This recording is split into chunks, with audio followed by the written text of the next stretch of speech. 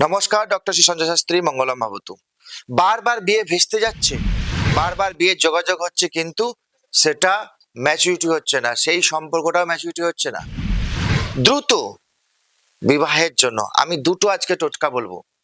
এই দুটো টোটকা আপনারা যদি করেন তাহলে কিন্তু অবশ্যই এই বারবার বিয়ে ভেস্তে যাওয়া ঘটনা থেকে পরিত্রাণ পাবেন।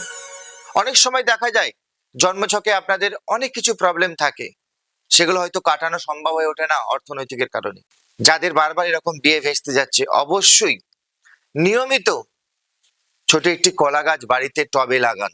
যাদের কলা গাছ আছে সেখানে প্রতিদিন সকালবেলায় উঠে স্নান করে কলা গাছের তলায় জল দিন, একটি ঘটি করে, তামার ঘটি করে জলটা দিলে ভালো। 1 ঘটি করে প্রতিদিন জল দিন, 21টা দিন দিন কলা গাছের তলায়। এই টোটকাটা করতে পারেন। আরেকটি টোটকা বলছি, এটাও করতে পারেন। 21টা সোমবার, 21টা সোমবার আপনারা নিরামিষ খাবার চেষ্টা করুন। প্রতি সোমবারে শিবের মাথায় একটু করে বেলপাতা দিয়ে একটু জল দিয়ে শিবার্চন করতে পারেন। এটাকে শিবার্চন বলা হয়। শিবার্চন যদি করতে পারেন তাহলেও কিন্তু এই বারবার বিয়ে ভেস্তে যাওয়া থেকে আপনাদের কিন্তু পরিত্রাণ পাবেন। এই দুটো টোটকা বললাম, দুটো টোটকা করে দেখতে পারেন। এছাড়াও কোনো সময় যদি মাঙ্গলিক দোষ থাকে বা বৃহস্পতি যদি দুর্বল হয়, সেগুলো জন্য অবশ্যই আমাদের সাথে যোগাযোগ করবেন। তার কিছু ক্রিয়া থাকে, অবশ্যই সেগুলো কাটিয়ে দিলে এই বারবার বিয়ে ভেস্তে যাওয়া থেকে পরিত্রাণ পাওয়া যায়। ধন্যবাদ।